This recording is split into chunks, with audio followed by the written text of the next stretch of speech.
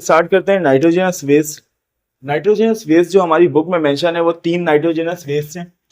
First is ammonia, first one is ammonia, second one is urea and third one is uric acid. ये 3 nitrogenous waste को हमें study करना है। सही है, वन बाय वन। सबसे पहले अमोनिया को स्टडी करते हैं। अमोनिया का जो फॉर्मूला है वो है NH3। सही है। और ये जो नाइट्रोजनस वेस्ट है इसके बारे में हम वो मेन पॉइंट्स याद रखेंगे जो कि एमसीक्यूज में आने के ज्यादा चांसेस हैं। तो अमोनिया जो है, अमोनिया के बारे में एक चीज याद रखना है कि it is the most toxic nitrogenous waste. ये सबसे ज्यादा टॉक्सिक नाइट्रोजनस वेस्ट होता है। जितने भी नाइट्रोजनस वेस्ट है उनमें सबसे ज्यादा टॉक्सिक अमोनिया होता है। सही है। उसके अलावा एक चीज याद रखना कि ये गैसियस नाइट्रोजनस वेस्ट है। गैसियस नाइट्रोजनस वेस्ट ये एक ऐसा नाइट्रोजनस वेस्ट है जो गैसियस फॉर्म में होता है, यानी गैसेस के फॉर्म में होता है। और हमें पता है गैसेस बहुत इजीली डिसॉल्व हो जाती हैं वाटर में। सही है। तो ये जो होता है ये हाईली वाटर सॉल्युबल होता है। It is highly water soluble. ये हाईली वाटर सॉल्युबल होता है। और अगर एमसीक्यू से पूछा जाए कि वो कौन सा नाइट्रोजनस वेस्ट है जो सबसे आराम से वाटर में डिसॉल्व हो जाता है, तो क्या जवाब होगा? अमोनिया। सही है। सबसे रेडिली डिसॉल्व हो जाता है वाटर में, हाईली वाटर सॉल्युबल है। सही है। इसके अलावा इसका नेचर होता है अल्कलाइन।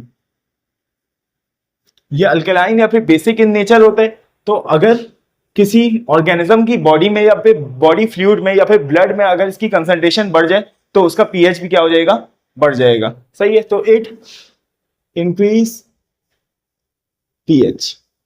सही है। और पीएच क्यों इंक्रीज करता है? ये पीएच इसलिए इंक्रीज करता है क्योंकि अमोनिया वाटर के साथ डिसॉल्व करता है। और डिसॉल्व करने के बाद देखो, वाटर हमें पता है कि वाटर आयनाइज होते हैं 2 आइंस के अंदर, H positive ion plus OH negative ion. सही है। तो ये जो H पॉजिटिव आइन है ये ऐड हो जाता है अमोनिया के साथ और OH नेगेटिव आइन बच जाता है। तो अमोनिया जब वाटर से रिएक्ट करता है तो हमारे पास अमोनियम आइन की फॉर्मेशन होती है विच इज NH4 पॉजिटिव और साथ में OH नेगेटिव रिलीज हो जाता है। क्योंकि अगर अमोनिया ज्यादा होगा किसी भी बॉडी फ्लूइड में तो उस बॉडी फ्लूइड में मौजूद वाटर से रिएक्ट करेगा और रिएक्ट करने के बाद अमोनियम आइन बना लेगा और लिबरेट करेगा OH नेगेटिव यानी हाइड्रोक्सिल आइन। और OH नेगेटिव आइन की कंसंट्रेशन अगर बढ़ेगी तो पीएच भी क्या होने लगेगा? बढ़ने लगेगा। ऐसे ही है। सही है। क्योंकि ये OH negative ion alkaline nature होता है, इसलिए अमोनिया अल्कलाइन नेचर होता है। अगर अमोनिया हमारे भी बॉडी फ्लूइड में बढ़ जाए तो हमारी बॉडी फ्लूइड का पीएच बढ़ा देगा। सही है। तो अगर अमोनिया की कंसंट्रेशन ब्लड में इंक्रीज हो जाए तो उस कंडीशन को हम कहते हैं, वो हमारे ब्लड को अल्कलाइन कर देगा और उस कंडीशन को हम कहते हैं अल्कलोसिस। सही है। वो ब्लड में कौन सी बीमारी का उस करेगा? अल्कलोसिस। अल्कलोसिस क्या होता है? पिछले लेक्चर में ही बताया था मैंने कि alkalosis is increase in pH of blood. अगर ब्लड का पीएच बढ़ जाए उसको हम अल्कलोसिस कहते हैं। सही है। अच्छा, और अमोनिया टॉक्सिक क्यों होता है इसकी बात कर लेते हैं कि अमोनिया टॉक्सिक क्यों होता है। Why ammonia is toxic? Ammonia के टॉक्सिक होने की सबसे पहली वजह तो ये है कि पीएच को बढ़ा देता है। और अगर हमारी बॉडी का पीएच चेंज हो जाए तो एंजाइम्स वर्क नहीं कर सकते, जो बहुत ज्यादा डेंजरस होता है और फेटल भी होता है, यानी इससे हमारी डेथ हो सकती है। इसके अलावा और टॉक्सिक क्यों होता है? Because it can cross blood brain barrier. सही है। ब्लड ब्रेन बैरियर क्या होता है? हमारे ब्लड और ब्रेन के बीच में एक बैरियर लगा हुआ होता है। सही है। जिसकी वजह से हर चीज जो कि ब्लड में होती है वो ब्रेन में नहीं पहुंच पाती है, क्योंकि ब्रेन बहुत डेलिकेट है, बहुत नाजुक है। सही है। और अगर हर चीज हमारे ब्लड में मौजूद हर चीज ब्रेन तक पहुंचने लगे तो ब्रेन खराब हो सकता है। सही है। इसलिए ब्लड ब्रेन बैरियर मौजूद होता है जिसको BBB कहते हैं, जो कि हर चीज को ब्रेन तक जाने नहीं देते बल्कि सिर्फ उस चीज को जाने देते हैं जो कि बहुत ज्यादा नेसेसरी हो। क्योंकि अमोनिया बहुत हाईली सॉल्युबल होता है और डिफ्यूजिबल होता है और उसका मॉलिक्यूलर वेट भी बहुत छोटा होता है, इसलिए ब्लड ब्रेन बैरियर को क्रॉस कर लेता है और क्रॉस करके कहां चले जाते हैं? ब्रेन में चले जाता है। सही है। तो इन 2 वजूहात की वजह से अमोनिया क्या है? टॉक्सिक है। एक तो ये पीएच को इंक्रीज कर देता है, दूसरा ये ब्लड ब्रेन बैरियर को क्रॉस कर लेता है। सही है। अच्छा, ये जो इसका ब्लड ब्रेन बैरियर को क्रॉस करना है इसको हम मिनिमाइज कर सकते हैं अगर इसको हम आयन में कन्वर्ट कर दें। जैसे अमोनिया को जब हम रिएक्ट करवाते हैं वाटर के साथ तो वो किस में कन्वर्ट हो जाता है? अमोनियम आयन में और OH नेगेटिव आयन रिलीज हो जाते हैं। ये जो अमोनियम आयन है ये इतना टॉक्सिक नहीं होता है, इतना ज्यादा टॉक्सिक नहीं होता है, मगर इस अमोनियम आयन को बनाने के लिए हमें लॉट ऑफ वाटर चाहिए, बहुत सारा पानी चाहिए, जो कि हम अफोर्ड नहीं कर सकते हैं। तो इसीलिए ओनली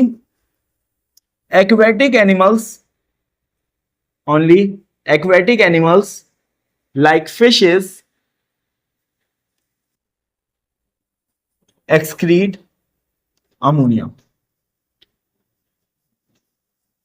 सिर्फ एक्वेटिक एनिमल्स ही इसको एक्सक्रीट करती हैं अमोनिया को। सही है, हमारी बॉडी में जो अमोनिया बनता है हम उसको यूरिया में कन्वर्ट कर लेते हैं, हम अमोनिया को डायरेक्टली एक्सक्रीट नहीं करते हैं, क्योंकि अगर वो हमारे ब्लड में आया तो ब्लड में आने के बाद वो एक तो हमारे पीएच को बढ़ाएगा, ऊपर से ब्लड ब्रेन बैरियर को क्रॉस करेगा, और तीसरी वजह क्या है कि हम उसको एक्सक्रीट नहीं करते हैं। पहली वजह ये है कि वो पीएच को इंक्रीज करेगा, दूसरी वजह ये ब्लड ब्रेन बैरियर को क्रॉस करेगा और ब्रेन को डिस्ट्रॉय करेगा, ब्रेन को डिस्टर्ब करेगा। तीसरी वजह ये है कि it requires lot of water for its excretion। इसकी एक्सक्रीशन के लिए बहुत सारा पानी चाहिए। तो अगर हमें अमोनिया को एक्सक्रीट करना है तो हमें क्या चाहिए होगा, बहुत सारा पानी चाहिए होगा। यानी थोड़े से अमाउंट ऑफ अमोनिया को एक्सक्रीट करने के लिए हमें पानी बहुत सारा चाहिए होगा, जिसकी वजह से बहुत ज्यादा वाटर हमारी बॉडी से रिमूव हो जाएगा in the form of urine, जो कि हम नहीं चाहते हैं। तो इसलिए हम अमोनिया को एक्सक्रीट नहीं करते। हम इतना वाटर अफोर्ड नहीं कर सकते हैं कि हर वक्त हम एक बड़ी सी बॉटल लेके घूमें, सही है, और वो उसको पिए और फिर यूरिन के थ्रू उसको बॉडी से एक्सक्रीट करें। हम इतना अफोर्ड नहीं कर सकते हैं, सही है, इसलिए हम अमोनिया को एक्सक्रीट नहीं करते हैं। इसके अलावा दोज एनिमल्स, वो एनिमल्स जो कि अमोनिया को एक्सक्रीट करते हैं, दोज एनिमल्स, वो एनिमल्स जो कि अमोनिया को एक्सक्रीट करते हैं, जो कि अमोनिया को एक्सक्रीट करते हैं, उन एनिमल्स को हम एक खास नाम देते हैं, और वो नाम क्या है, अमोनोटैलिक ऑर्गेनिजम्स या अमोनोटैलिक ऑर्गेनिज्म, अमोनोटैलिक ऑर्गेनिजम्स। सही। और अमोनोटैलिक की एग्जांपल में सिर्फ कौन आ जाएंगे हमारे पास, फिशेस। वो भी सारे फिशेस नहीं, मोस्ट ऑफ द फिशेस, ज्यादातर फिशेस। यहां पे मैं लिख देता हूं most of the fishes, most of the fishes. कुछ फिशेस ऐसे भी हैं जो अमोनिया को यूरिया में कन्वर्ट कर लेते हैं, सही है, मगर ज्यादातर फिशेस अमोनिया ही रिलीज करते हैं एज देयर नाइट्रोजनस वेस्ट, सही है। इसके बाद हमारे पास जो सेकेंड नाइट्रोजनस वेस्ट है वो है यूरिया।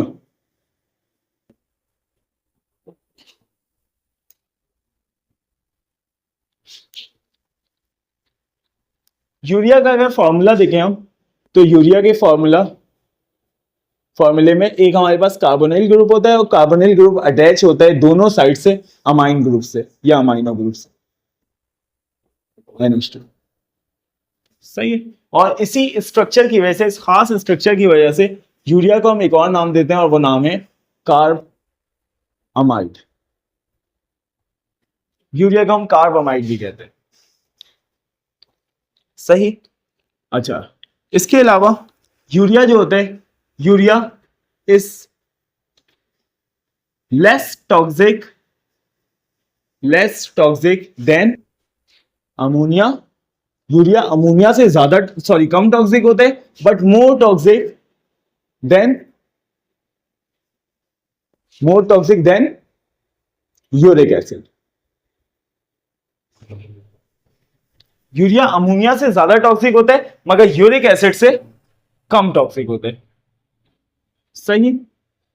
यूरिया जो होता है वो एक लिक्विड नाइट्रोजनस वेस्ट है, it is a liquid nitrogenous waste. ये एक लिक्विड नाइट्रोजनस वेस्ट है और it is soluble in water, ये वाटर में सॉल्युबल होता है, मगर याद रखना it is less soluble in water than ammonia. Ammonia से कम सॉल्युबल होता है। सबसे ज्यादा हाईली सॉल्युबल कौन होता है, अमोनिया होता है, सही। यूरिया भी सॉल्युबल होता है मगर लेस देन अमोनिया, सही है। इसके अलावा ये जो यूरिया होता है, it requires less water for its removal. इसकी अगर हमें एक्सक्रीशन करनी है तो इसकी एक्सक्रीशन के लिए हमें कंपैरेटिवली कम पानी चाहिए, सही है। जो अमोनिया के मुकाबले में कम पानी चाहिए हमें, सही। अच्छा, और वो एनिमल्स जो कि यूरिया को एक्सक्रीट करते हैं, those animals who excrete urea are termed as ureotelic. सही, उनको हम कहते हैं यूरियोटेलिक। और यूरियोटेलिक की एग्जांपल्स में कौन आ जाएंगे हमारे पास? सबसे पहले तो मैमल्स, सारे के सारे मैमल्स। सही है, मैमल्स के अलावा एम्फीबियंस। सही है, इसके अलावा सम फिशेस, कुछ फिशेस भी। सही है, mammals, amphibians and some fishes. सही है। अच्छा, ये जो यूरिया होता है, ये यूरिया दरअसल अमोनिया से ही ड्राइव होता है। ये यूरिया अमोनिया से ही ड्राइव होता है। देखो, जब भी हमारे पास प्रोटीन मेटाबॉलिज्म होता है, तो प्रोटीन मेटाबॉलिज्म के बाद जो प्रोडक्ट हमारे पास बनता है वो बनता है अमीनो एसिड्स। सबको पता है प्रोटीन की कैटाबॉलिज्म, और प्रोटीन को हम ब्रेक डाउन करें प्रोटीन की, तो अमीनो एसिड्स बनते हैं। अमीनो एसिड्स की फर्दर ब्रेक डाउन करें तो उससे रिलीज होता है अमोनिया, जो कि बहुत ज्यादा टॉक्सिक होता है। तो बॉडी सोचती है कि इसको बॉडी से रिमूव कर दिया जाए, मगर अमोनिया को इटसेल्फ बॉडी से रिमूव करने के लिए हमें इसको ब्लड में रिलीज करना होगा। सही है, जो और ज्यादा टॉक्सिसिटी काउज करेगा। तो इसलिए अब अमोनिया को गुजारते हैं एक साइकिल से। सही है, अमोनिया को हम गुजारते हैं एक साइकिल से, और इस साइकिल को हम कहते हैं यूरिया साइकिल। सही है, साथ में इस साइकिल में कार्बन डाइऑक्साइड भी ऐड होता है। सही है, और इस साइकिल से रिलीज क्या चीज होती है? यूरिया। इस साइकिल में एंटर होता है अमोनिया और कार्बन डाइऑक्साइड, और इस साइकिल से रिलीज होता है यूरिया। इस यूरिया साइकिल को एक और नाम देते हैं हम, इसको हम कहते हैं ऑर्निथीन साइकिल। Ornithine cycle. और ये ऑर्निथीन साइकिल या फिर यूरिया साइकिल परफॉर्म कहां पे होती है? तो it is perform in liver, और लिवर में परफॉर्म होने के बाद ये यूरिया रिलीज हो जाता है ब्लड में, और ब्लड से फिर कहां चले जाता है? ये नेफ्रॉन में, अल्ट्रा फिल्ट्रेशन के थ्रू। याद आ रहा है ग्लोमेरुलर फिल्ट्रेशन? ये ग्लोमेरुलस में आ जाता है, और ग्लोमेरुलस से पीसीटी, पीसीटी से लूपोफेनले, लूपोफेनले से डीसीटी, उससे कलेक्टिंग डक्ट, और कलेक्टिंग डक्ट से tip of the renal pyramid, और tip of the renal pyramid से रीनल पेल्विस, रीनल पेल्विस से यूरिथ्रा, सॉरी यूरिटर, यूरिटर से यूरिनरी ब्लैडर, और यूरिनरी ब्लैडर से यूरिथ्रा के थ्रू बॉडी से बाहर चले जाता है। सही, इस तरह यूरिया की मेटाबॉलिज्म होती है।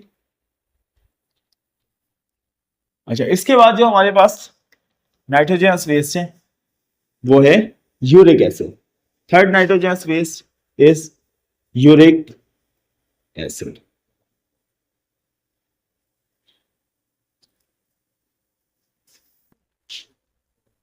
सही है, तो यूरिक एसिड जो होता है हमारे पास, यूरिक एसिड के बारे में एक चीज जो तुम लोगों को याद रखनी है एमसीक्यूज के लिए बहुत इंपॉर्टेंट, कि it is the least toxic nitrogenous waste.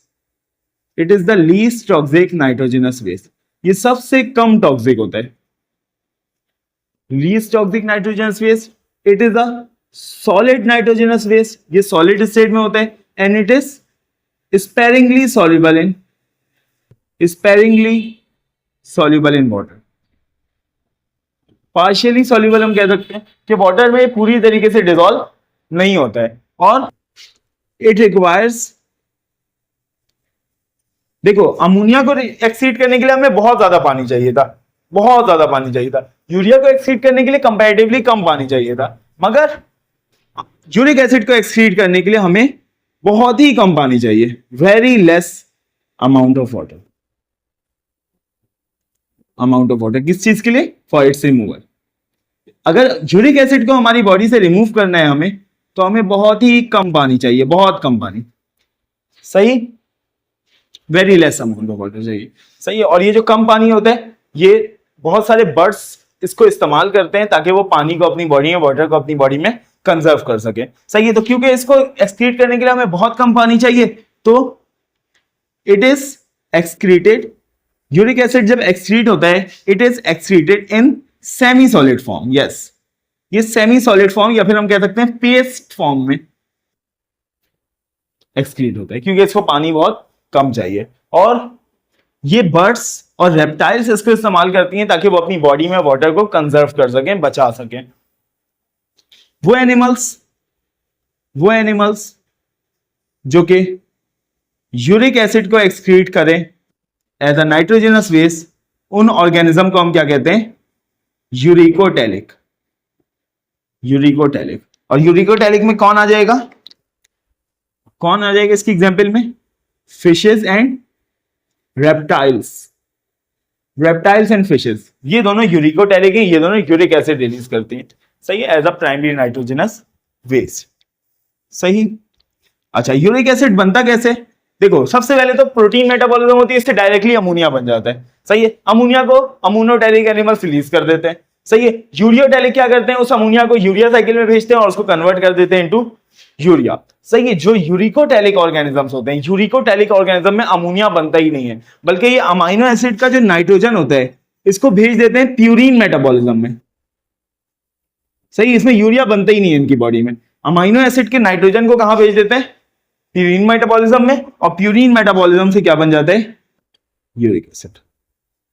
तो हमें यहां से एक और बात पता चल गई कि यूरिक एसिड हमारी बॉडी में बनता होगा, क्योंकि हमारी बॉडी में भी क्या होता है, प्यूरिन मेटाबॉलिज्म। प्यूरिन क्या है, प्यूरिन एक नाइट्रोजनस बेस है, याद है, नाइट्रोजनस बेस, जो कि डीएनए और आरएनए में होता है, सही है। क्योंकि डीएनए और आरएनए में होता है, जब कभी हमारी बॉडी में डीएनए और आरएनए ब्रेक डाउन होंगे तो उसके नतीजे में क्या बनेगा, यूरिक एसिड बनेगा, सही। इसी मेटाबॉलिज्म को इस्तेमाल करते हैं यूरिकोटैलिक ऑर्गेनिज्म, और वो अपने अमाइनो एसिड के नाइट्रोजन को भी भेज देते हैं प्यूरिन मेटाबॉलिज्म में, और उससे भी क्या बना लेते हैं, यूरिक एसिड। तो यूरिक एसिड हमारी बॉडी में भी प्रोड्यूस होता है और यूरिकोटैलिक में भी, बस यूरिकोटैलिक ऑर्गेनिज्म में ज्यादा यूरिक एसिड प्रोड्यूस होता है, क्यों, क्योंकि उनकी बॉडी में प्यूरिन मेटाबॉलिज्म से तो बन ही रहा था, इन्होंने अपने अमाइनो एसिड के नाइट्रोजन को भी कहां भेज दिया, प्यूरिन मेटाबॉलिज्म में, तो डबल यूरिक एसिड बनेगा, इसलिए यूरिकोटैलिक ऑर्गेनिज्म हमारे मुकाबले में बहुत ज्यादा यूरिक एसिड रिलीज करते हैं। क्लियर, बात समझ में आ गई? चलो अब पढ़ते हैं classification of animals on the basis of thermoregulation, सही है। एनिमल्स को हम क्लासिफाई करेंगे थर्मोरेगुलेशन की बेसिस पे। अच्छा, मुझे इससे पहले बता दो कि थर्मोरेगुलेशन क्या होता है। What's thermoregulation? Maintenance of temperature, yes, maintenance of constant temperature, सही है। बॉडी के इंटरनल एनवायरनमेंट को, इंटरनल टेम्परेचर को कांस्टेंट लिमिट तक रखने को क्या कहते हैं हम, थर्मोरेगुलेशन कहते हैं। अब हर एनिमल्स के थर्मोरेगुलेशन करने का तरीका अलग अलग होता है, इसीलिए हम थर्मोरेगुलेशन की बेसिस पे एनिमल्स को डिवाइड कर देते हैं तीन कैटेगरी में, सही है। एनिमल्स को हम डिवाइड कर देते हैं तीन कैटेगरी में। First one is called as poikilothermic animals, second one is homeotherms या homeothermic animals, and third one is heterothermic animals या heterotherms ही कह सकते हैं इनको, heterothermic animals। ये तीन टाइप्स होती हैं एनिमल्स की on the basis of thermoregulation, सही। वन बाय वन एक एक को पढ़ते हैं। सबसे पहले जो एनिमल्स हैं वो है पोइकिलोथर्मिक एनिमल्स, या फिर हम इनको कह सकते हैं सिंपली पोइकिलोथर्म्स।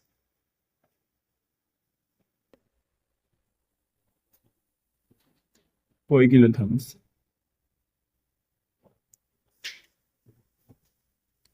पोइकिलोथर्म्स को हम एक और नाम देते हैं और वो है cold blooded animals, cold blooded animals.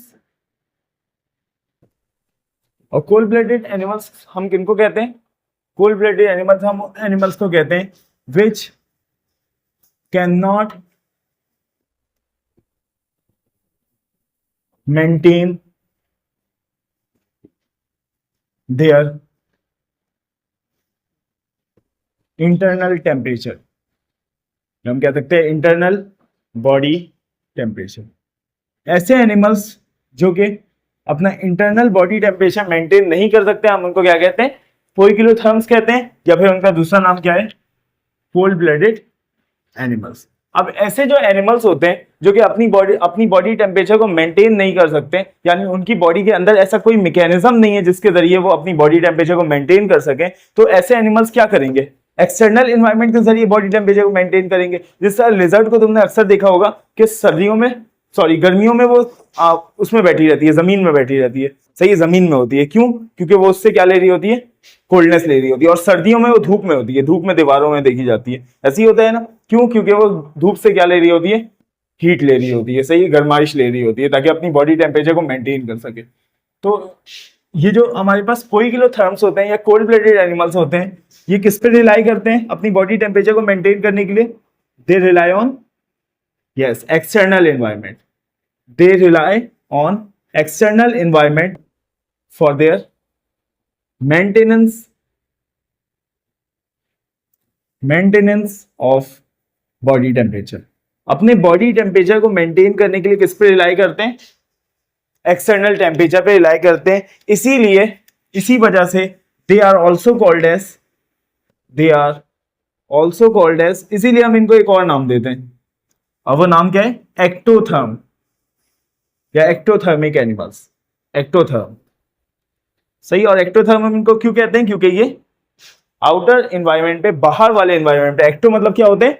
बाहर। सही है, बाहर के एनवायरनमेंट पे रिलाई करते हैं for the maintenance of body temperature, इसीलिए हम इनको एक्टोथर्म कहते हैं। तो इनके तीन नाम है ऐसे एनिमल्स के, एक्टोथर्म भी है, कोल्ड ब्लडेड एनिमल्स भी है, और पोइकिलोथर्म्स भी है। तीनों को याद रखना। एग्जांपल्स बहुत इंपॉर्टेंट है इसमें, एग्जांपल्स बहुत इंपॉर्टेंट है। सही है, बचपन से हम लोग सुनते हुए आ रहे हैं कि फिशेस क्या है? कोल्ड ब्लडेड एनिमल्स है। तो फिशेस ही पोइकिलोथर्म्स ही हैं और फिशेस ही एक्टोथर्म भी है, यानी ये अपनी बॉडी टेम्परेचर को मेंटेन नहीं कर सकते। फिशेस के अलावा amphibians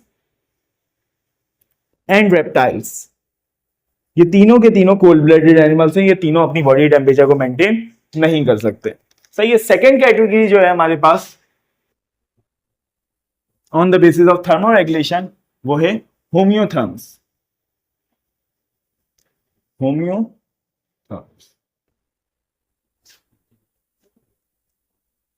Homeotherms are also called as warm-blooded animals. होम्योथर्म को हम वार्म ब्लडेड एनिमल्स भी कहते हैं, और वार्म ब्लडेड एनिमल्स की भी डेफिनेशन तुम लोगों को पता है, जो अपनी बॉडी टेम्परेचर को मेंटेन कर सकते हैं। तो इनके पास ऐसे मैकेनिज्म्स होते हैं जिनके जरिए अपनी बॉडी टेम्परेचर को मेंटेन कर सकते हैं। तो they can maintain their internal body temperature, ये अपने इंटरनल बॉडी टेम्परेचर को मेंटेन कर सकते हैं, and they keep the internal body temperature, they keep their body temperature in normal limit, या फिर हम कह सकते हैं कांस्टेंट लिमिट। ये अपनी बॉडी टेम्परेचर को कांस्टेंट लिमिट के अंदर रखते हैं। सही, क्योंकि ये अपनी बॉडी को एक कांस्टेंट लिमिट के अंदर रखते हैं, अपनी बॉडी टेम्परेचर को सेम रखते हैं, इसीलिए सेम रखने की वजह से इनको हम क्या कहते हैं? होम्योथर्म्स। होम्योथर्म्स क्यों? होम्यो मतलब क्या होता है? सेम, थर्म्स मतलब टेम्परेचर, यानी इनकी बॉडी का टेम्परेचर सेम रहता है। सही, कांस्टेंट रहता है, चेंज नहीं होता है। और इनकी बॉडी के अंदर ही ऐसे मैकेनिज्म्स होते हैं जिनके जरिए अपने बॉडी टेम्परेचर को मेंटेन करते हैं, ये एक्सटर्नल एनवायरनमेंट पे रिलाई नहीं करते हैं। तो ये बात भी यहां पे लिख लेते हैं, they do not rely on external environment, ये एक्सटर्नल एनवायरनमेंट पे रिलाई नहीं करते हैं। हाँ, एक्सटर्नल एनवायरनमेंट को इस्तेमाल कर लेते हैं ये, ताकि इनके लिए थर्मोरेगुलेशन आसान हो सके। जैसे सर्दी में लोग धूप में ज्यादा रहते हैं, गर्मी में धूप से बचते हैं, ताकि इनकी बॉडी के मैकेनिज्म्स को आसानी हो, ताकि वो बॉडी टेम्परेचर को मेंटेन कर सके। मगर हम रिलाई नहीं करते हैं उसके ऊपर। कोई बंदा अगर सर्दी में धूप में नहीं जाता, इसका ये मतलब नहीं है उसका टेम्परेचर ड्रॉप हो जाएगा, और कोई बंदा अगर गर्मी में धूप में जाता है, इसका ये मतलब नहीं है उसका टेम्परेचर हाई हो जाएगा, उसका टेम्परेचर कांस्टेंट ही रहेगा। सही है, तो हम यूज कर लेते हैं मगर हम रिलाई नहीं करते हैं उस पर। ठीक है, और एग्जाम्पल्स बहुत इंपॉर्टेंट है। एग्जाम्पल्स में कौन आ जाएगा इसके? मैमल्स। यस, एग्जाम्पल में आ जाएंगे मैमल्स। सही है। थर्ड एग्जाम्पल है, सॉरी थर्ड टाइप है, थर्ड क्लासिफिकेशन है हेट्रोथर्म्स। ये बहुत इंटरेस्टिंग है हेट्रोथर्म्स। सबसे पहले नाम से क्या समझ में आ रहा है? जो होम्योथर्म्स थे उनकी बॉडी का टेम्परेचर कांस्टेंट रहता था, हेट्रोथर्म्स की बॉडी का टेम्परेचर कांस्टेंट नहीं रहेगा, नहीं रहेगा, रहेगा या नहीं रहेगा? हाँ सही, बिल्कुल सही कहा तुमने, कभी रहेगा और कभी नहीं रहेगा। इनको हेट्रोथर्म इसीलिए हम कहते हैं क्योंकि ये हेट्रोथर्मिक जो एनिमल्स होते हैं, heterothermic animals sometimes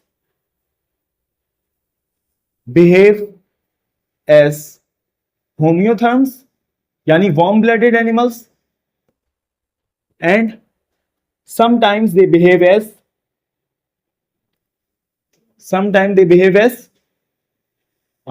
cold blooded animals, यानी एक्टोथर्म्स।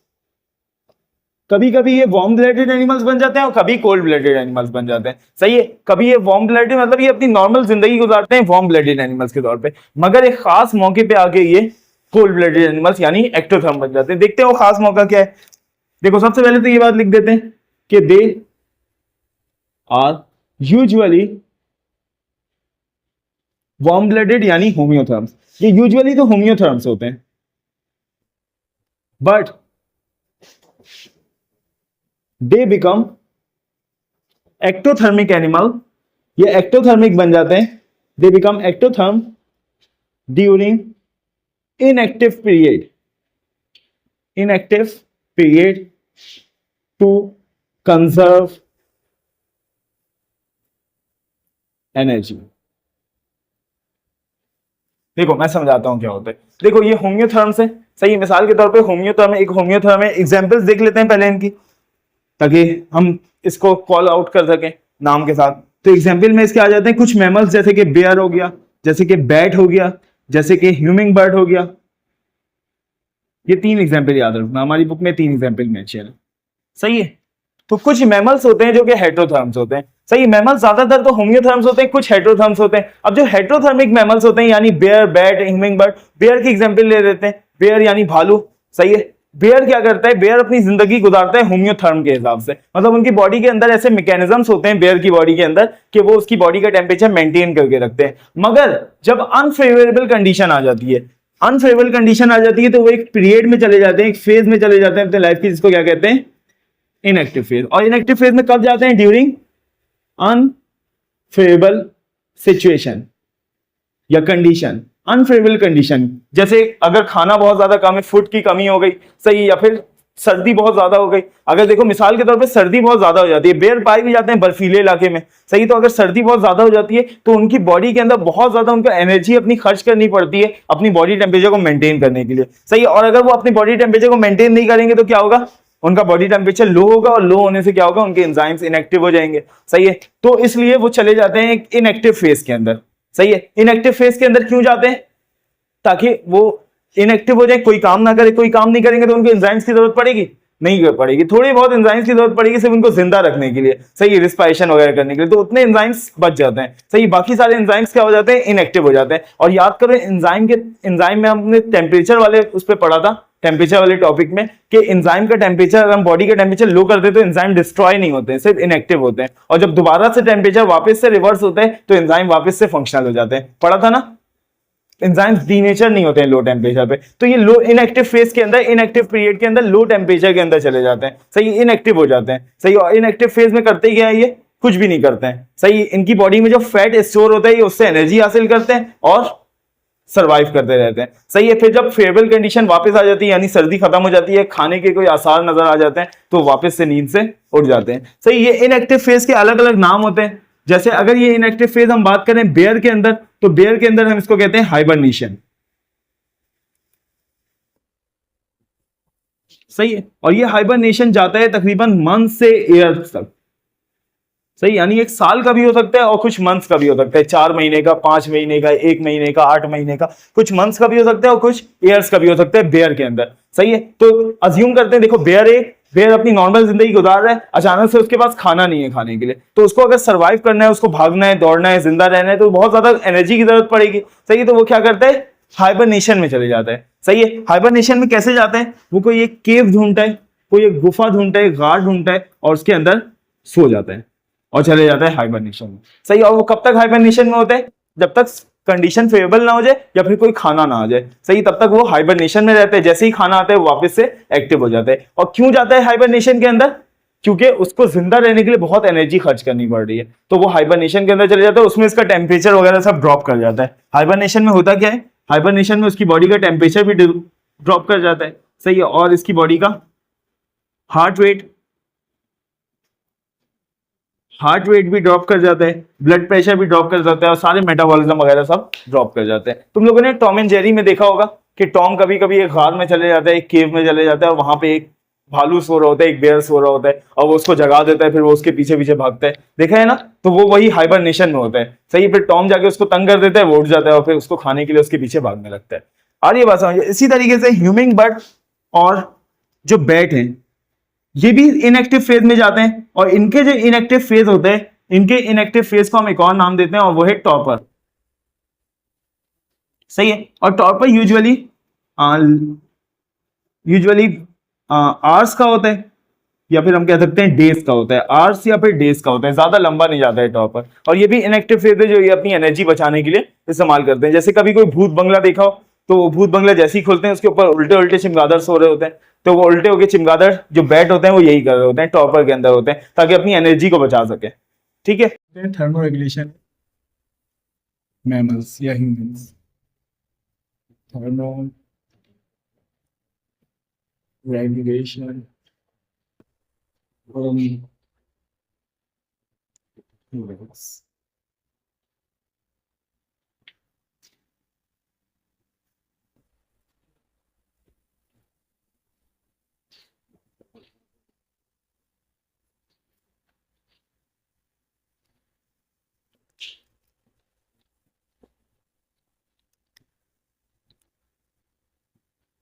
सही। अब पढ़ते हैं ह्यूमन में थर्मोरेगुलेशन किस तरह से होती है। सबसे पहले दोबारा से बताओ, थर्मोरेगुलेशन क्या होता है? Maintenance of constant body temperature. Body temperature को कांस्टेंट लिमिट में रखना, नॉर्मल लिमिट में रखना क्या कहलाता है? थर्मोरेगुलेशन कहलाता है। ह्यूमन में किस तरह होती है थर्मोरेगुलेशन? थर्मोरेगुलेशन ह्यूमन में होती है by means of brain. Brain के जरिए होती है। ब्रेन का एक स्पेसिफिक पार्ट होता है जिसको हम कहते हैं hypothalamus. Hypothalamus is commonly known as thermostat of the body. Thermostat of the body, इसको थर्मोस्टेट ऑफ द बॉडी क्यों कहते हैं? थर्मोस्टेट मतलब क्या होता है? जो टेम्परेचर को कांस्टेंट रखता है। जैसा आयरन में एक थर्मोस्टेट होता है, अगर उसमें फिक्स कर दें एक खास टेम्परेचर को, तो ना उस टेम्परेचर से बढ़ता है और ना उस टेम्परेचर से कम होता है। ऐसा होता है ना आयरन करते वक्त। तो इसी तरह हमारी बॉडी में भी थर्मोस्टेट लगा हुआ है, हाइपोथैलेमस। इस हाइपोथैलेमस के अंदर एक सेट पॉइंट होता है, एक सेट पॉइंट होता है, और उस सेट पॉइंट में जो भी टेम्परेचर फिक्स होता है, जैसे हमारे सेट पॉइंट में कौन सा टेम्परेचर फिक्स होता है? 37 डिग्री सेंटीग्रेड। तो ये जो 37 डिग्री सेंटीग्रेड है, ना इससे टेम्परेचर इंक्रीज करता है और ना इससे टेम्परेचर डिक्रीज करता है। सही है। हाइपोथैलेमस यानी हमारा ब्रेन कुछ ऐसे मैकेनिज्म्स को इंड्यूस कर देता है टेम्परेचर इंक्रीज होने पे भी और डिक्रीज होने पे भी। जैसे अगर हम मिसाल के तौर पे देखें, अगर कोई इंसान जाता है साइबेरिया में, तो उसके कपड़े और उसके पॉकेट में जो कुछ होगा सब बहुत ज्यादा ठंडा हो जाएगा। सही, मगर उसकी बॉडी का अंदर का टेम्परेचर चेंज नहीं होगा। क्यों चेंज नहीं होगा? क्योंकि उसकी बॉडी में हाइपोथैलेमस कुछ ऐसे मैकेनिज्म्स परफॉर्म करेगा जिससे उसकी बॉडी का टेम्परेचर कांस्टेंट रहेगा। और अगर कोई जाता है बहुत ही ज्यादा गर्मी वाली जगह, जैसे रेगिस्तान में चले जाता है, तो वहां पे उसकी सारी चीजें गर्म हो जाएंगी, मगर उसकी बॉडी का अंदर का टेम्परेचर ज्यादा गर्म नहीं होगा, सेम रहेगा, 37 डिग्री सेंटीग्रेड रहेगा। या फिर अगर इसको फ़ारेनहाइट में देखें तो कितना होगा ये फ़ारेनहाइट में?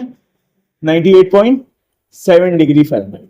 तो इस फ़ारेनहाइट से ना कम होगा और ना ही ज्यादा होगा। क्यों नहीं होगा? क्योंकि हाइपोथैलेमस कुछ मैकेनिज्म्स परफॉर्म करेगा। उन्हीं मैकेनिज्म्स को हमें आज देखना है कि क्या मैकेनिज्म्स ये परफॉर्म करता है हाइपोथैलेमस। सही है। अच्छा, दो तरह के मैकेनिज्म्स परफॉर्म करते हैं ये। एक तो हमारी बॉडी का इंटरनल मैकेनिज्म होता है, दूसरा होता है behavioural mechanism. Behavioural mechanism, behavioural mechanisms. Behavioural mechanisms में क्या होता है? कुछ बिहेवियर्स में चेंजेस होती हैं। जैसे अगर गर्मी बहुत ज्यादा होती है तो इंसान पतले कपड़े पहनता है। सही, कोशिश करता है लाइट कलर वाला ड्रेस पहने। डार्क कलर क्यों ना पहने? क्योंकि ज्यादा लाइट को एब्जॉर्ब करता है। डार्क कलर क्या करता है? जैसे अगर ये व्हाइट है तो इसका मतलब ये सारी लाइट को क्या कर रहा है? रिफ्लेक्ट कर रहा है। और अगर कोई जगह ब्लैक है, इसका मतलब वो सारी लाइट को एब्जॉर्ब कर ले। क्योंकि ज्यादा लाइट को एब्जॉर्ब कर रहा है तो वो चीज क्या हो जाएगी? गर्म हो जाएगी। तो बिहेवियर मैकेनिज्म में क्या आता है? गर्मी में ज्यादा डार्क कपड़े ना पहने, लाइट कपड़े पहने, और उसके अलावा धूप में ना जाए। सही है। और क्या? फैन ऑन करके बैठे। सही है। एसी लगा हुआ है तो एसी ऑन करके बैठे। यहाँ पे ही लगा हुआ है, देखो। सही है, तो उसको ऑन करके बैठे, ऐसी ना बैठे। सही है। ये सारे बिहेवियर मैकेनिज्म से जो इंसान परफॉर्म करता है। ज्यादा मोटे कपड़े ना पहने। सही है। मोटे सॉक्स ना पहने। सही है। और सर्दी में क्या करें? सर्दी में मोटे कपड़े पहने, धूप में बैठे। सही है। ज्यादा सर्दी में ना जाए, पानी में ज्यादा ठंडे पानी से ना नहाए। ये सब क्या है? बिहेवियर मैकेनिज्म से फॉर विंटर। तो कुछ बिहेवियर मैकेनिज्म तो परफॉर्म करता है बंदा, मगर इंसान ह्यूमन बिहेवियरल मैकेनिज्म पे रिलाय नहीं करता है। रिलाय किस पे करता है? इंटरनल मैकेनिज्म पे, जो हाइपोथैलेमस इंड्यूस करवाता है। तो उन्हीं मैकेनिज्म्स को आज हमें देखना है। सबसे पहले देखते हैं during thermoregulation during hot temperature.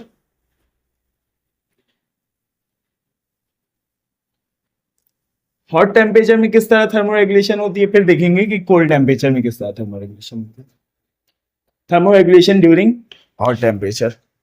तो हॉट टेम्परेचर में कुछ मैकेनिज्म्स इंड्यूस होते हैं, जैसे हॉट टेम्परेचर में होता क्या है, इन्वायरमेंट का टेम्परेचर ज्यादा होता है, ज्यादा होने की वजह से बॉडी का टेम्परेचर भी ज्यादा होने लगता है, सही है, बॉडी का टेम्परेचर भी इंक्रीज होने लगता है, और बॉडी का टेम्परेचर अगर इंक्रीज हो इस कंडीशन को हम क्या कहते हैं, हाइपरथर्मिया। तो बॉडी में क्या होता है, हाइपरथर्मिया होता है, सही। अब हाइपरथर्मिया का ब्रेन को कैसे पता चलता है, थर्मोरिसेप्टर्स के जरिए। यस, बॉडी में बहुत सारी जगह लोकेटेड होते हैं थर्मोरिसेप्टर्स। थर्मोरिसेप्टर्स इस हाइपोथर्मिया को डिटेक्ट करते हैं, और डिटेक्ट करने के बाद इसकी इंफॉर्मेशन को किस तक पहुंचा देते हैं, हाइपोथैलेमस तक पहुंचा देते हैं। हाइपोथैलेमस को जैसे ही पता चलता है कि बॉडी का टेम्परेचर बढ़ रहा है, तो ये कुछ मैकेनिज्म्स इंड्यूस करवा देता है बॉडी में, जिससे बॉडी का टेम्परेचर वापस से नॉर्मल हो जाता है। और वो मैकेनिज्म्स क्या है, वन बाय वन देखते हैं इन मैकेनिज्म्स को। सबसे पहला मैकेनिज्म है वेजो डायलेशन। वेजो डायलेशन सबसे पहला मैकेनिज्म, वेजो डायलेशन। वेजो डायलेशन में क्या होता है, blood vessels near the skin, जो स्किन के पास जो ब्लड वेसल्स होती हैं वो क्या कर जाती हैं, डायलेट कर जाती हैं। डायलेट करने का क्या मतलब है, वाइड हो जाती हैं, चौड़ी हो जाती हैं। क्यों डायलेट क्यों करती हैं, ताकि मोर and more blood flows through the skin, ज्यादा से ज्यादा ब्लड स्किन के थ्रू फ्लो करे, और जब स्किन के पास से ज्यादा ब्लड फ्लो करेगा तो more and more heats are release, more and more heat is release, ज्यादा से ज्यादा हीट रिलीज होगी। क्योंकि हीट जो हाइपरथर्मिया हो रहा है, टेम्परेचर बढ़ रहा है, वो किस में बढ़ रहा है, ब्लड में बढ़ रहा है, ब्लड में टेम्परेचर इंक्रीज हो रहा है, तो ज्यादा से ज्यादा ब्लड फ्लो करता है स्किन की तरफ, जिसकी वजह से स्किन से ज्यादा हीट क्या हो जाती है, बाहर की तरफ फ्लो कर जाती है, सही है। ये एक फायदा होता है इसका वेजोडाइलेशन का। अच्छा, इस हीट के ट्रांसफर को हम क्या कहते हैं, ये एमसीक्यू से ही पूछा जा सकता है कि जो इस स्किन से जो हीट का ट्रांसफर हो रहा है इसको हम क्या कहेंगे, स्किन से हीट का ट्रांसफर कैसे होता है। स्किन में अगर ब्लड ज्यादा फ्लो कर रहा है, इसका मतलब हीट ज्यादा लॉस होगा। हीट दो तरीके से लॉस होगा, एक स्वेट के थ्रू लॉस होगा और एक एयर के थ्रू लॉस होगा। जब एयर यहां से गुजरेगी ठंडी हवा, तो वो यहां से गर्माइश को यानी हीट को लेते हुए गुजरेगी। ऐसे ही होता है ना, बिल्कुल ऐसे ही होता है, सही है। जैसे अगर कोई गर्म खाना हो, हम उसके ऊपर फूकते रहते हैं ताकि जो हवा है, एयर है, वो उसके खाने के ऊपर से गुजरे और वहां से हीट लेते हुए जाए। तो ऐसे ही हमारे स्किन से बहुत ज्यादा हीट गुजर रही है, बहुत ज्यादा ब्लड गुजर रहा है और ब्लड का टेम्परेचर बढ़ा हुआ है। तो जब एयर वहां पे जाएगी, गुजरेगी यहाँ से, तो वो यहाँ से हीट लेते हुए जाएगी, सही है। इसकी वजह से क्या होगा, बॉडी का टेम्परेचर कम होने लगेगा। अच्छा, ये मैकेनिज्म ऑफ हीट लॉस का नाम क्या है, इस मैकेनिज्म ऑफ हीट लॉस का नाम है कॉन्वेक्शन। कॉन्वेक्शन क्या होता है, तुम लोगों ने फिजिक्स में शायद पढ़ा हो कॉन्वेक्शन। कॉन्वेक्शन हम कहते हैं transfer of heat by water और एयर। अगर वाटर या फिर एयर के जरिए हीट की ट्रांसफर हो तो उसको क्या कहते हैं हम, कॉन्वेक्शन। तो स्किन में ब्लड आ गया, अब ब्लड स्किन के पास जो आया है, तो एयर और वाटर क्या करेगा, हीट को इससे रिलीज कर देगा। तो एमसीक्यू से पूछा जा सकता है कि नहाते वक्त, सही है, बेथिंग करते वक्त जो हीट का ट्रांसफर होता है वो किस फॉर्म में होता है, किस मैकेनिज्म के थ्रू होता है, कॉन्वेक्शन, सही है। और जब हम फैन ऑन करते हैं तो फैन ऑन करने से भी गर्मी कम लगती है। क्यों लगती है, क्योंकि हीट रिलीज हो रहा होता है। किसके जरिए रिलीज हो रहा होता है, कॉन्वेक्शन के जरिए। आगे बात समझ में। अच्छा, सेकेंड मैकेनिज्म है स्वेटिंग, जिसका एक और नाम है, और वो नाम क्या है, पर्सपायरेशन।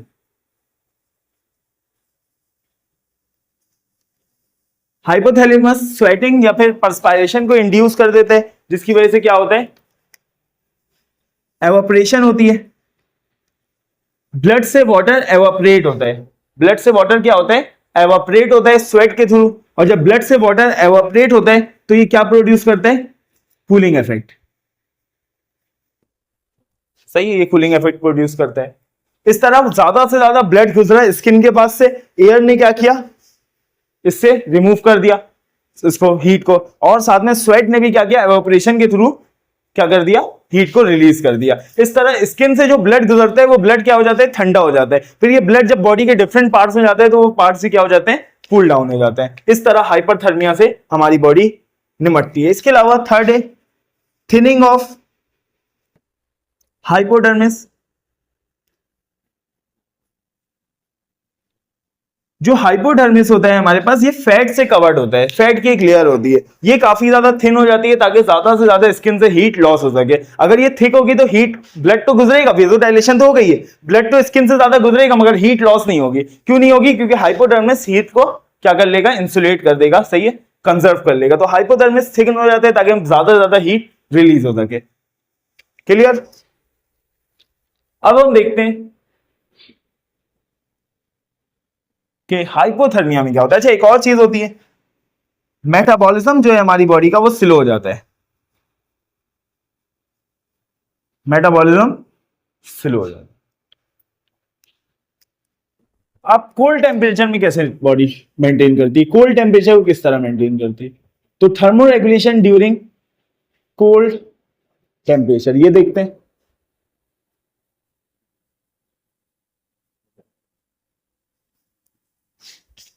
इससे पहले एक एमसीक्यूज देख लेते हैं।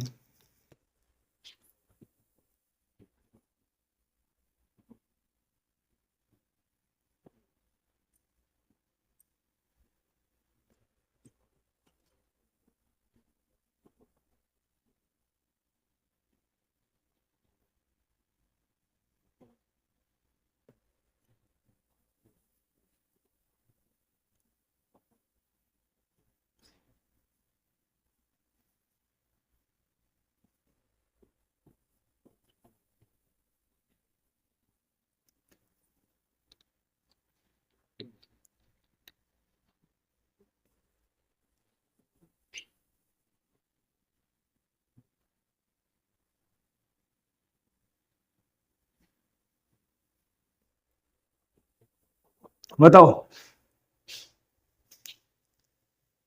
क्या होगा आंसर? कॉन्वेक्शन नहीं, फिर कंडक्शन। कंडक्शन कैसे? देखो, हमने कहा कि अगर वाटर और एयर के जरिए अगर हीट लॉस हो तो उसको कॉन्वेक्शन कहते हैं। अगर फिजिकल कांटेक्ट के जरिए, याद रखना कंडक्शन क्या होता है, अगर फिजिकल कांटेक्ट के जरिए हीट का ट्रांसफर हो, transfer of heat by means of physical contact, तो उसको क्या बोलते हैं? कंडक्शन। सही। तो प्रिकली हीट पाउडर एक सॉलिड स्ट्रक्चर है, सही है, पाउडर फॉर्म में, और वो हमारी बॉडी से कांटेक्ट में आता है, और कांटेक्ट में आने के बाद क्या करता है? हीट को रिलीज करवाता है। तो प्रिकली हीट पाउडर से जो हीट लॉस होता है वो किस प्रोसेस के जरिए होता है? कंडक्शन के जरिए। चलो अब देखते हैं कोल्ड टेम्परेचर में थर्मो रेगुलेशन कैसे होती है। देखो, जब बॉडी का टेम्परेचर ड्रॉप होगा, जब इन्वायरमेंट का टेम्परेचर ड्रॉप होगा, जब इन्वायरमेंट का टेम्परेचर कम होगा, तो उसकी वजह से बॉडी का टेम्परेचर भी क्या होने लगेगा? कम होने लगेगा। यस। और जब बॉडी का टेम्परेचर कम होगा तो इसको डिटेक्ट कौन करे? सॉरी, इस कंडीशन को हम कहेंगे क्या? हाइपोथर्मिया। और इसको डिटेक्ट कौन करेगा? It detected by थर्मोरिसेप्टर्स। अगेन थर्मोरिसेप्टर्स इसको डिटेक्ट करेंगे, और डिटेक्ट करने के बाद ये इंफॉर्मेशन किसको देंगे?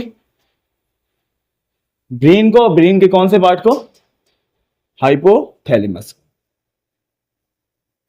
हाइपोथैलेमस क्या करेगा? कुछ मैकेनिज्म्स को इंड्यूस करवा देगा, और वो मैकेनिज्म्स क्या होंगे? वन बाय वन देखते हैं। सही है। सबसे पहला मैकेनिज्म होगा inhibition of sweat gland. Inhibition of sweat gland. Sweat gland को इनहिबिट किया जाएगा। स्वेट ग्लैंड को इनहिबिट करने से क्या होगा? स्वेटिंग स्टॉप हो जाएगी, पर्सपायरेशन स्टॉप हो जाएगी। तो हम जितना भी भाग लें, जितनी भी मेहनत कर लें, स्वेटिंग नहीं होगी, ताकि बॉडी टेम्परेचर कंजर्व हो सके। सही है। दूसरा काम हम क्या करेंगे? Vasodilation, sorry vasoconstriction. Yes, vasodilation तो हो गई, वेजो कॉन्स्ट्रिक्शन करेंगे। वेजो कॉन्स्ट्रिक्शन क्यों करेंगे? यस, ताकि हीट लॉस ना हो सके। सही है। स्किन में जो ब्लड वेसल्स होंगी, स्किन की तरफ जो ब्लड वेसल्स होंगी, उनका डायमीटर कम हो जाएगा। उनका डायमीटर कम हो जाएगा, यानी वो कॉन्स्ट्रिक्ट कर जाएंगे। और इससे फायदा क्या होगा? बहुत ही कम ब्लड फ्लो करेगा। Less blood flow through skin, very less blood flows through skin. बहुत ही कम ब्लड स्किन के थ्रू फ्लो करेगा, जिसकी वजह से हीट क्या हो जाएगा? कंजर्व हो जाएगा। अगर बहुत ज्यादा ब्लड फ्लो करता है स्किन के पास से, तो हीट क्या होता है? स्किन से लॉस होता है, जो कि हम नहीं चाहते हैं। हीट लॉस करना हम नहीं चाहते, तो बहुत ही कम ब्लड फ्लो करेगा, जिसकी वजह से हीट कंजर्व हो जाएगा। तीसरी चीज क्या होगी? Thickening of hypodermis. Hypodermis thick होना शुरू हो जाएगा। अगर कॉन्स्टेंटली अगर हम सर्दी में रहें तो हाइपोडर्मिस आहिस्ते आहिस्ते क्या होने लगेगा? थिक होने लगेगा। सही है। एक फैट होता है, इसको हम कहते हैं brown fat. Brown fat start accumulating in hypodermis, और क्या सकते हैं हम, बीनीथ द स्किन। स्किन के नीचे ब्राउन फैट जमा होने लगेगा, और ये ब्राउन फैट क्या करेगा? Beneath the skin. और ये स्किन के नीचे जो ब्राउन फैट है ये क्या करेगा? इंसुलेटर की तरह बिहेव करेगा और हीट को कंजर्व करेगा, हीट को ट्रैप करके रखेगा। सही है। इसके अलावा इंक्रीज मेटाबॉलिज्म, हमारी बॉडी का मेटाबॉलिज्म क्या हो जाएगा? इंक्रीज हो जाएगा। सही है। कुछ हार्मोन्स रिलीज होंगे जैसे कि थायरॉक्सिन, जैसे कि एड्रेनालिन, और ये क्या करेंगे? ये हार्मोन्स क्या करेंगे? रेट ऑफ मेटाबॉलिज्म को इंक्रीज कर देंगे। रेट ऑफ मेटाबॉलिज्म के इंक्रीज होने से क्या होगा? हीट की प्रोडक्शन होगी, हीट प्रोड्यूस होगा, और जो हीट प्रोड्यूस हो रहा है वो बॉडी के अंदर रहेगा। क्यों अंदर रहेगा? ट्रैप क्यों रहेगा? क्योंकि हाइपोडर्मिस थिक हो चुका है और वेजो कॉन्स्ट्रिक्शन हो चुकी है, तो वो हीट जो बन रहा है वो लॉस भी नहीं होगा, वो हमारी बॉडी के अंदर। वरना क्या होता, अगर ये दो काम हम नहीं करते तो होता ये, जितनी भी हीट बनती वो सारी, बाहर का एनवायरनमेंट तो बहुत ज्यादा कोल्ड है और हमारी बॉडी का एनवायरनमेंट हॉट है, और तुम लोगों ने फिजिक्स में पढ़ा है कि heat always flow from hot body to cold body, तो मुसलसल हीट हमारी बॉडी से एनवायरनमेंट में जाते रहता। मगर ये हाइपोडर्मिस और ये जो वेजो कॉन्स्ट्रिक्शन है, इसने क्या कर लिया? हीट को हमारी बॉडी के अंदर ट्रैप कर लिया। ठीक है। और क्या होगा? और होगा शिवरिंग। सही है। शिवरिंग क्या होता है? Shivering is defined as involuntary muscle contraction, involuntary muscular contraction to generate heat. सही। Involuntary muscle contraction to generate heat. सही है। अच्छा, एक चीज तो हमने पढ़ी थी, involuntary muscle contraction muscular spasm, याद आ रहा है? टेटनी में पढ़ा था, टेटनस में पढ़ा था। सही है, पढ़ा था, याद आ रहा है कुछ इस तरह का? तो वो क्या था उसमें और इसमें क्या फर्क है? टेटनी में जो इनवॉलेंट्री मसल कॉन्ट्रैक्शन होती थी और शिवरिंग में जो इनवॉलेंट्री मसल कॉन्ट्रैक्शन होती है, इन दोनों में क्या डिफरेंस है? इन दोनों में सबसे पहला डिफरेंस ये है कि दिस इज फिजियोलॉजिकल, ये फिजियोलॉजिकल है। फिजियोलॉजिकल हम कहते हैं जो हमारी बॉडी नॉर्मली परफॉर्म करे, किसी बीमारी की वजह से नहीं। और वो जो मसल कॉन्ट्रैक्शन था जो कि टेटनी में होता था, टेटनस में होता था, क्रैम्प्स में होता था, वो पैथोलॉजिकल था। पैथोलॉजिकल का क्या मतलब है? किसी बीमारी की वजह से होता है, किसी अंडरलाइन काउस की वजह से होता है। तो ये डिफरेंस है। सही है। वो जो हमारे पास जो मसल कॉन्ट्रैक्शन होता था, इनवॉलेंट्री मसल कॉन्ट्रैक्शन, वो होता था, उससे हमें कोई फायदा नहीं होता था। मगर इस मसल कॉन्ट्रैक्शन से हमें क्या होता है? फायदा मिलता है, यानी हीट जनरेट होती है। उस मसल कॉन्ट्रैक्शन से हमारा नुकसान होता था, मगर इस मसल कॉन्ट्रैक्शन से हमारा कोई नुकसान नहीं होता। शिवरिंग से क्या नुकसान है? सारे काम करते रहते हैं, कांपते कांपते। सही। तो 6 क्या होगा?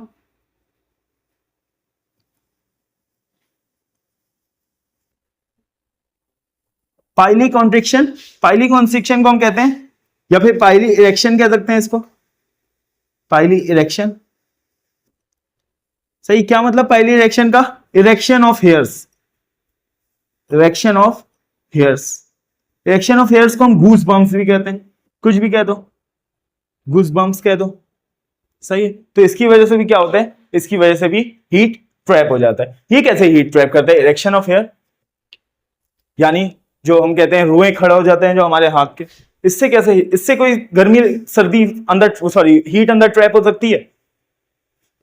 हमारी बॉडी में नहीं हो सकती, क्योंकि हमारी बॉडी में इतने हेयर्स नहीं है। देखो, जो तुम लोगों ने जानवर देखे होंगे जो कपड़े नहीं पहन सकते बेचारे सर्दी में, इतना स्वेटर तो दूर की बात है, लेदर के जैकेट तो दूर की बात है, कपड़े ही नहीं पहनते हैं। कुत्ते बिल्लियां जो घूमते रहते हैं, गाय वगैरह, तो उनको सर्दी नहीं लगती है। वो इंसान नहीं है, सॉरी इंसान तो नहीं है वो मैमल नहीं है, वो भी मैमल है, तो उनको भी सर्दी लगती होगी। तो वो क्या करते हैं? उनकी बॉडी में जो मेजॉरिटी में जो परफॉर्म होता है वो है पाइली इरेक्शन, यानी इरेक्शन ऑफ हेयर्स। सही। और यही मेजर हीट कंजर्विंग प्रोसेस है उनकी बॉडी में। सही। कैसे हीट कंजर्व करते हैं? देखो, जब ये उनकी स्किन है और उनकी स्किन में इतने ज्यादा हेयर्स होते हैं, इतने ज्यादा हेयर्स होते हैं कि अगर वो इरेक्ट हो जाए तो इरेक्ट होने की वजह से जो एयर का फ्लो आता है, जो एयर आता है वो उनके स्किन से टकरा ही नहीं पाता है। अगर वो इनके स्किन से टकराएगा, देखो बेटा, अगर एयर उनके स्किन से टकराएगा तो कॉन्वेक्शन का प्रोसेस होगा, और कॉन्वेक्शन के जरिए क्या होगा, हीट लॉस होगा उनके स्किन से, यानी उनके स्किन के बीनीथ क्या होगा, ब्लड वेसल्स होंगे उनके स्किन के बीनीथ, और इसके अंदर हीट थोड़ी बहुत कंजर्व हुई होगी, सही है, बेचारे जानवरों की, और वो हीट भी अगर एयर यहां से टकराएगा वो हीट भी यहां से कॉन्वेक्शन के थ्रू लॉस होने लगेगी। कहा कि हाइपोथैलेमस जो है, हाइपोथैलेमस के अंदर एक सेट पॉइंट होता है। मिसाल के तौर पे ये हाइपोथैलेमस है, तो हाइपोथैलेमस के अंदर ये टेम्परेचर्स हैं,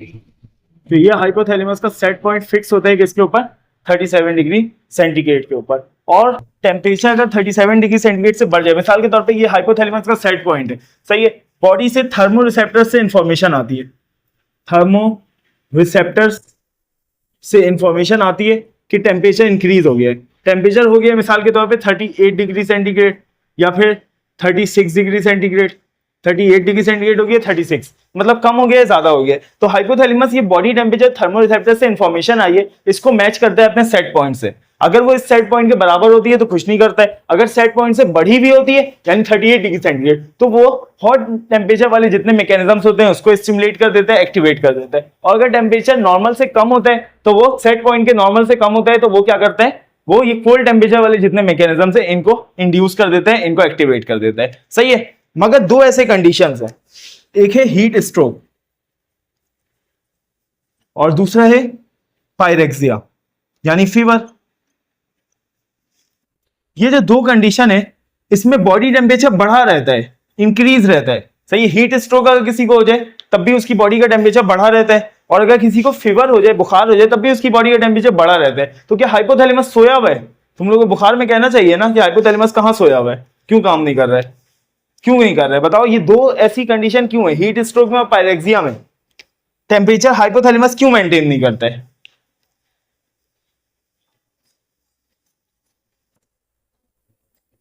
बॉडी का तो रिस्पॉन्स होता है, हाइपोथैलेमस को कैसे हम राजी करते हैं इस बात? नहीं याद आ रहा है, दिमाग में जोर डालो छोटे से, नहीं। देखो एक सब्सटेंस होते हैं जिनको हम कहते हैं पायरोजेंस, ये हमारे इम्यून सेल्स भी रिलीज करते हैं और बैक्टीरिया और वायरस भी रिलीज करते हैं। याद करो, एक्सोजीनस पायरोजेन, एंडोजीनस पायरोजेन, अभी इम्यून सिस्टम में हम पढ़ेंगे इसको, सही। ये जो पायरोजेंस होते हैं ये चेंज कर देते हैं, change set point of hypothalamus, hypothalamus का सेट पॉइंट ही चेंज कर देते हैं। यानी ये पायरोजेंस जाते हैं, पायरोजेंस, और ये हाइपोथैलेमस का सेट पॉइंट है जो कि 37 में फिक्स है, इसको क्या करते हैं, इसको कर देते हैं 38, यानी हाइपोथैलेमस का सेट पॉइंट ही इंक्रीज कर दिया इन लोगों ने, तो जिसकी वजह से अब हाइपोथैलेमस का सेट पॉइंट 37 नहीं है बल्कि पायरोजेंस की वजह से क्या हो गया है, 38 हो गया है, सही है। पायरोजेंस की वजह से अब हाइपोथैलेमस का सेट पॉइंट 38 हो गया है। अब बॉडी को इंफॉर्मेशन मिलेगी, बॉडी को इंफॉर्मेशन मिलेगी थर्मो रिसेप्टर्स के जरिए कि बॉडी का टेम्परेचर तो 37 है, नॉर्मल है, सही है। मगर हाइपोथैलेमस जब इस 37 को अपने सेट पॉइंट से मैच करेगा, बोलेगा नहीं नॉर्मल नहीं है, कम है, इसको क्या करो, बढ़ाओ, वो बॉडी का मेटाबॉलिज्म बढ़ा देगा जिसकी वजह से टेम्परेचर क्या हो जाएगा, 37 से 38 हो जाएगा, सही है। फिर हम क्या करते हैं, हम भी बहुत चालाक हैं, हम क्या करते हैं, हम खा लेते हैं एंटीपायरेटिक्स, एंटीपायरेटिक्स, सही है। एंटीपायरेटिक्स जैसे पैरासीटामोल, सही है, ब्रोफिन, सही है, सारे एंटीपायरेटिक्स हैं। एंटीपायरेटिक्स जाता है हाइपोथैलेमस के कान में, बोलता है कि तुम्हें किसी ने बहका दिया है, सही है, तुम्हारा असल सेट पॉइंट ये नहीं है, तुम्हारा असल सेट पॉइंट क्या है, 37 है। तो ये वापस से किस में आ जाते हैं, 37 पे आ जाता है, इस तरीके से इसका सेट पॉइंट। और जैसे ही वापस से एंटीपायरेटिक्स खाते हैं उसके 15 मिनट में एंटीपायरेटिक अपना काम दिखा देता है और वापस से हाइपोथैलेमस का सेट पॉइंट क्या हो जाता है, 37। इससे पहले बॉडी का, अभी हाइपोथैलेमस का सेट पॉइंट क्या हो गया, 37, बॉडी का टेम्परेचर कितना है, 38। तो अब थर्मो रिसेप्टर्स आएंगे और कहेंगे कि हमारी बॉडी का टेम्परेचर कितना है, 38। हाइपोथैलेमस इस बॉडी के टेम्परेचर को मैच करेगा किससे, अपने सेट पॉइंट से, तो बॉडी का टेम्परेचर क्या होगा, ज्यादा आएगा, सेट पॉइंट कम आएगा, तो वो क्या इंड्यूस कर देगा, स्वेटिंग।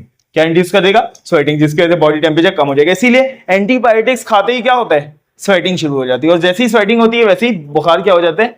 कम हो जाता है। क्यों? क्योंकि एंटीबायोटिक्स वापस से सेट पॉइंट को चेंज कर देता है। तो ये एक वजह थी कि पायरेक्सिया यानी फीवर में हाइपोथैलेमस का सेट पॉइंट चेंज हो जाता है, तब जब भी वो काम नहीं कर रहा होता है। फिर हम एंटीबायोटिक्स खाते हैं जो उसको याद दिलाता है कि तुम्हारा सेट पॉइंट असल क्या है, सही है, उसको जगाता है, सोया हुआ रहता है हाइपोथैलेमस। अब हीट स्ट्रोक, हीट स्ट्रोक में ऐसा क्या होता है? हीट स्ट्रोक में तो हम ये भी नहीं कह सकते सेट पॉइंट चेंज होता है, क्योंकि जब हीट स्ट्रोक जिस वक्त होता है तो अगर हम उस वक्त हाइपोथैलेमस का सेट पॉइंट देखें तो सेट पॉइंट तो 37 पे ही होता है। पायरेक्सिया जब होता है, बुखार जब होता है, तो हाइपोथैलेमस का सेट पॉइंट इंक्रीज हो जाता है, मगर हीट स्ट्रोक के दौरान तो हाइपोथैलेमस का सेट पॉइंट भी 37 होता है। फिर टेम्परेचर क्यों बढ़ जाता है? देखो थर्मोरिसेप्टर्स टेम्परेचर बता देंगे 38 हो गया या 39 हो गया या 40 हो गया, बहुत डेंजरस, 40 बहुत डेंजरस होता है, सही है, 40 हो गया। हाइपोथैलेमस का सेट पॉइंट 37 है, हाइपोथैलेमस मैच भी कर रहा है, कह भी रहा है कि बॉडी का टेम्परेचर ज्यादा है, सेट पॉइंट कम है, बॉडी का टेम्परेचर कम होना चाहिए, मगर स्टिल बॉडी का टेम्परेचर बढ़ा रहता है। क्यों? यस, बिल्कुल बिल्कुल सही कहा मुकद्दस, पानी बहुत ज्यादा कम होता है तो बॉडी में डिहाइड्रेशन होती है, बहुत ही सीवियर डिहाइड्रेशन हो जाती है, और सीवियर डिहाइड्रेशन की वजह से क्या होता है? नो वाटर अवेलेबल फॉर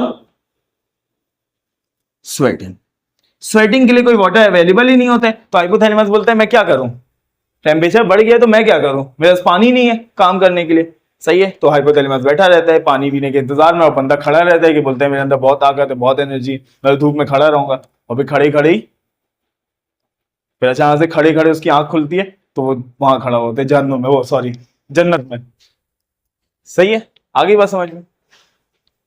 अच्छा, डिहाइड्रेशन होती क्यों है हीट स्ट्रोक में? क्योंकि हीट स्ट्रोक में जब बंदा धूप के नीचे खड़ा रहता है, बिल्कुल एक्सपोज सन के नीचे खड़ा रहता है, तो उसकी बॉडी का टेम्परेचर बहुत ज्यादा इंक्रीज होने लगता है, जिसकी वजह से उसकी बॉडी से बहुत ज्यादा स्वेट रिलीज होने लगता है, ताकि वो बॉडी टेम्परेचर बढ़े ना उसका, सही। क्योंकि बॉडी टेम्परेचर बहुत ज्यादा कोशिश करता है बढ़ने की, क्योंकि वो धूप के नीचे खड़ा हुआ है सन के नीचे, तो स्वेटिंग भी बहुत ज्यादा होती है, और जब स्वेटिंग ज्यादा होती है तो ब्लड का अमाउंट बहुत कम हो जाता है, क्योंकि मैंने बताया था स्वेटिंग एवोपरेशन कहां से होती है? ब्लड से होती है। तो ब्लड का अमाउंट क्या हो जाता है? कम हो जाता है, और क्योंकि ब्लड का अमाउंट कम हो जाता है तो अब ब्लड ब्रेन तक पहुंच नहीं पाता है, तो इसलिए हाइपोथैलेमस स्वेटिंग को स्टॉप कर देता है। क्योंकि मजीद अगर स्वेटिंग किया तो हाइपोथैलेमस खुद ब्रेन के अंदर है, ब्रेन में, तो ब्रेन को ब्लड मिलेगा नहीं, क्योंकि ब्रेन एंटी ग्रेविटी है, अगर ब्लड कम होगा तो ब्लड ऊपर जा ही नहीं सकेगा, क्योंकि एंटी ग्रेविटी है। तो हाइपोथैलेमस को पता है कि अगर मैंने मजीद स्वेटिंग करवाई तो मुझे खुद ही ब्लड नहीं मिलेगा, तो इसलिए हाइपोथैलेमस स्वेटिंग को स्टॉप कर देता है। और यूजुअली चक्कर आ रहे होते हैं, चक्कर क्या है? चक्कर एक प्रोटेक्टिव मैकेनिज्म है। देखो, जब इंसान को चक्कर आता है, इंसान क्या करता है? लेट जाता है, और जब वो ले डाउन करता है, लेटता है, तो ये जो ब्रेन है ये हार्ट के साथ एक सेम लेवल पे आ जाता है। अभी ये अगेंस्ट द ग्रेविटी है, सही है, ब्रेन, यानी अगर हार्ट को ब्रेन तक ब्लड पंप करना है तो ऊपर की तरफ पंप करना होगा, जिसके लिए एनर्जी चाहिए। तो जब हमें चक्कर आता है हम लेट जाते हैं ताकि ब्रेन को ज्यादा से ज्यादा ब्लड मिल सके। तो जब ब्रेन को ब्लड कम मिलता है तो चक्कर, डिजीनेस क्रिएट हो जाती है, जो कि एक प्रोटेक्टिव मैकेनिज्म है, ताकि क्या हो, हमें बोलो, ब्रेन को ब्लड मिलने लगे।